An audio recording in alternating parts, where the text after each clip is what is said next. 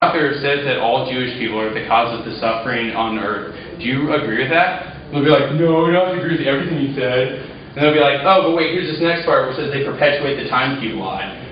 And they'll look really stupid in front of the judge and they'll probably back off the position. I also am befuddled as to what the argument might be at all. So in that instance, I think you should just not answer. Well, like, what's the impact of the time cube? It makes us all evil people and we deserve to die. Yeah, it makes us Satanists functionally. He talks a lot about Satan and the Jews. Don't feel schizophrenic. If you go to timecube.com, you can read it. I guess it's entertaining. Do it when you have some time, if you want. Like I said, if you're worried that you're going to hit it, you don't already have a back file on this, you can go to that site and cut the portions where he's being really racist. I think that's damning in cross-sects to read back some of the things that he's written, because it's just totally unacceptable. Also, MIT, and I have no idea why they did this, but MIT hosted him. They were like, all right, come prove time cube. And he did, got in front of this group of MIT scholars and attempted to prove time cube. And all he proved was that you can't prove or disprove a non-falsifiable truth. You know what I mean by that? If something's non-falsifiable, you can neither prove it nor prove that it's wrong. So he made this argument amorphous enough to where you can't say it's technically wrong, but you can definitely not prove that it's right. So there are some cards that came out of that are just like the time cube is silly and ridiculous. But mostly I think the best way to answer this is just ask them in cross-sects why they believe in racism. And watch them run away. Watch them be like, but my coach gave me this file and he said it was cool. You'd be like, no, it's not cool to be racist, actually. Alright, so crazy frameworks. This is the next category of arguments.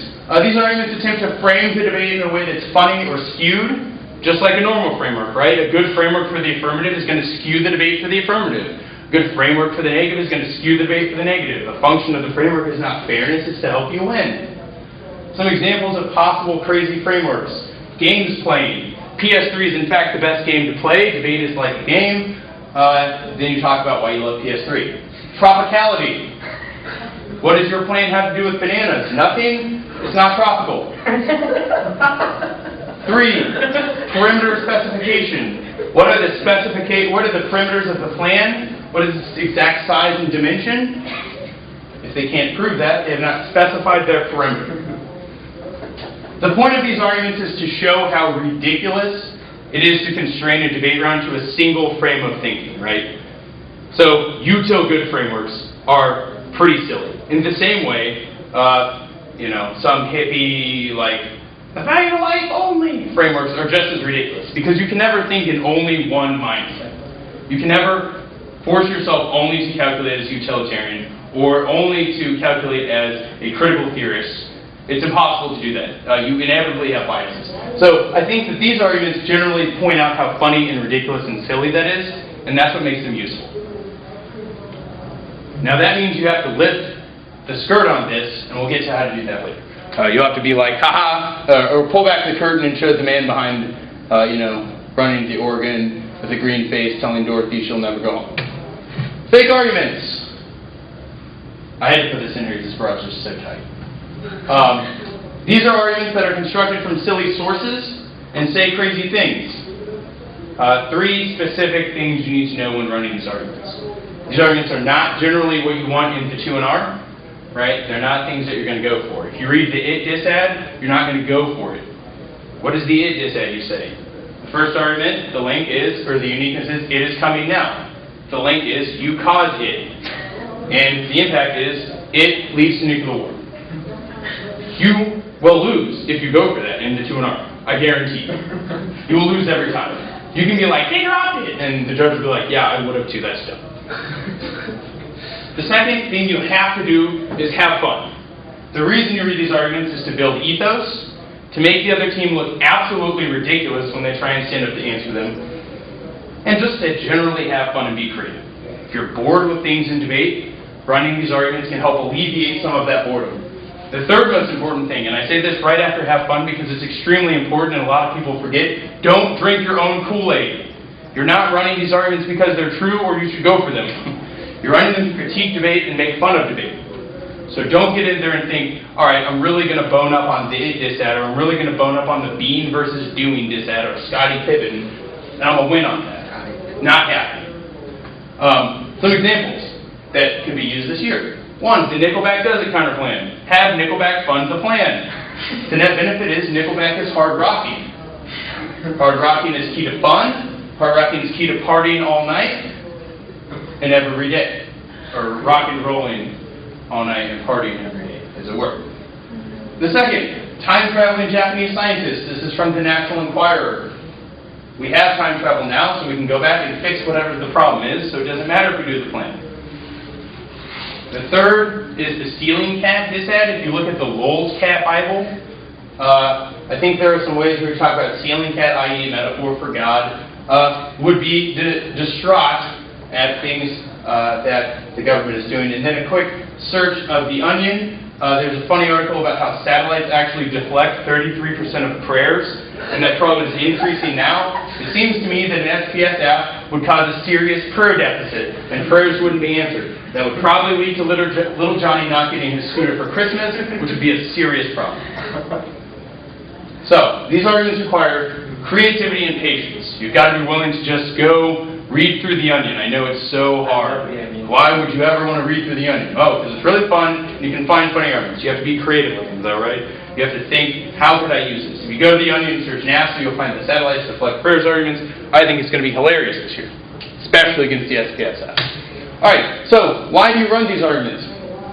You read all these arguments in the 1NC. They get up, cross-X, attempt to answer them in the 2AR, or the 2AC rather. Come the block, you say, wait a minute.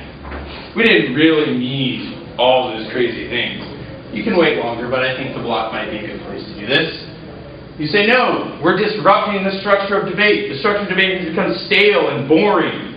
This is proven by the fact that you tried to answer these crazy arguments. All you had to do was say they're dumb.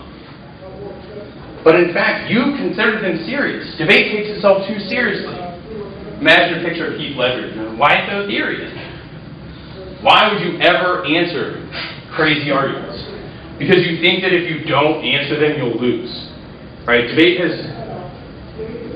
become so obsessed with answering every single argument, answering it line by line and technically, that it has lost educational value and gone too crazy. So, you have to do something. So, your strategy for fixing this is the communication gorilla. The net benefit is better education. We become better debaters, better real-world thinkers. Now you say, what is communication gorilla? Communication gorilla in the 90s and early 2000s was a really sweet, viral, not even viral. Have you all ever seen reverse shoplifting videos where people make Barbies that are anorexic Barbie and they'll put it on the shelves in stores and it's to show people how effed up Barbies are, stuff like that? Communication gorilla does the same thing. Something called culture jamming. You should write that down as a search term you want to use. Culture jamming. Culture jamming says that you can take the messages that are given to us, or the advertisements, and throw them back at the people to show them how stupid they are. In the same way, you take the seriousness and the form of the arguments that you think are dumb, i.e. every single disad leading to nuke war when the internal link is just the economy going down, maybe even just a little bit. Well, getting to nuclear war is kind of dumb. So throw that back into their face by running something ridiculous that still gets to nuclear. This has been used in marketing. I think that's a great way to answer it. We'll get to that later. But this is just a picture. So if you can't see it, this is a Mini Cooper in a box. It looks like an IKEA box. The ad people who made this for Mini Cooper were, I guess, attempting to show how cool Mini Coopers are, how small they are. Yeah. That makes me not want to buy a Mini Cooper, but so maybe that's the point. Although I'm pretty sure it came from an ad agency site. When I found this. Alright, the last argument is Wipeout. I think pretty sure. We'll see when we get to the next slide. This argument says that humans should go extinct because they will cause the destruction of the universe. There are several scenarios for this. Examples of them are time travel. If we time travel, we'll create a mini black hole that will become a mega black hole and destroy the universe and the solar system, or at least a large portion of space that we shouldn't have caused the destruction of. The second is particle accelerators. This has been disproven twice with the building of CERN and the building of ITER, but I'm sure there are crazies out there who say the next particle accelerator we're building, which is currently being planned, will cause the destruction of the Earth because there's like a 0.0 to the 10 to the 23rd power or something, that it would create a mini black hole. And they're not sure what the mini black hole would do, but these authors say that it would expand and suck in the Earth. So that's the argument on particle accelerators. That's how you're going to get to it. Aliens. The argument here is that we will in some way hurt the aliens. We will cause their destruction via particle accelerators, time travel, robots, AI, nanobots, and that we don't have a right to hurt them, right? As a species, we don't have a right to cause the destruction of another species. And so that is why Wipeout is morally justified. Next, sorry I put these out of order, is an argument that says the creation of AI, nanobots, or robots will lead to the destruction of the Earth, and eventually the destruction of the solar system, and more. Have you all seen, are you all familiar with Battlestar Galactica? Maybe? So there are the Cylons, they're these robot race that's like trying to kill and destroy the humans. So like Terminator in space? Yes, like Terminator in space. The argument goes, we create robots, we create smart robots, robots create more robots, smart robots get angry, much like iRobot, kill a human. They get even more angry, kill all humans. They get really smart, build technology, travel out into the galaxy, kill everything, all because of that one angsty robot who killed the first human. It's like a sad, emo robot story. The next type of wipeout is animalthus or malthus. I know malthus is a standalone argument. I consider it in the same vein as wipeout because I think it's immoral and crazy. Both of those arguments are interesting though.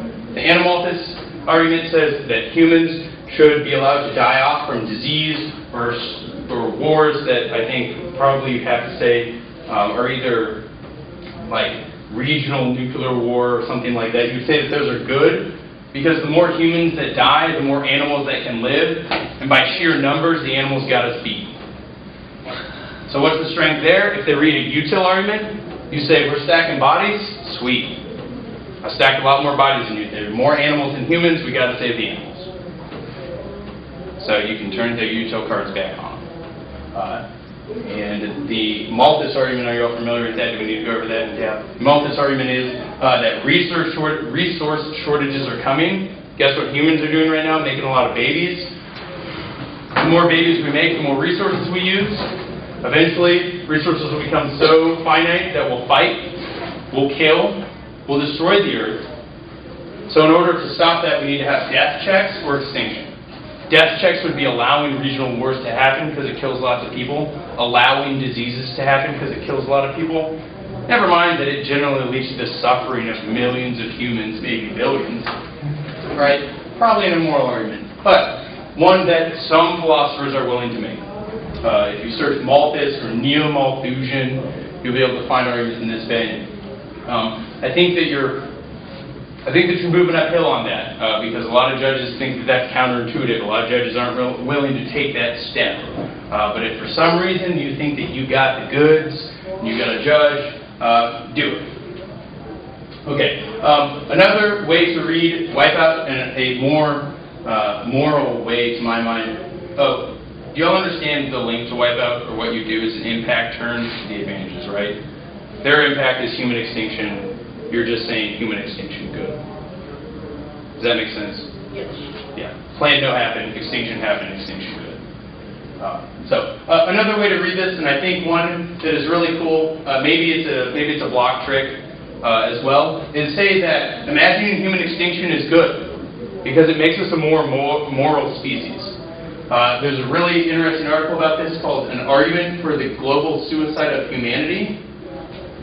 That's from Tarek Kochi and Noam Orden. It's in the journal Borderlands. But if you search An Argument for the Global Suicide of Humanity, I'm sorry? Who would publish this? It sounds crazy and bad. Well, are there any K-Lab kids in here? No? Okay. Because Borderlands is actually a pretty respected journal. The argument is interesting. It just says that when we confront the sheer, it's actually, you could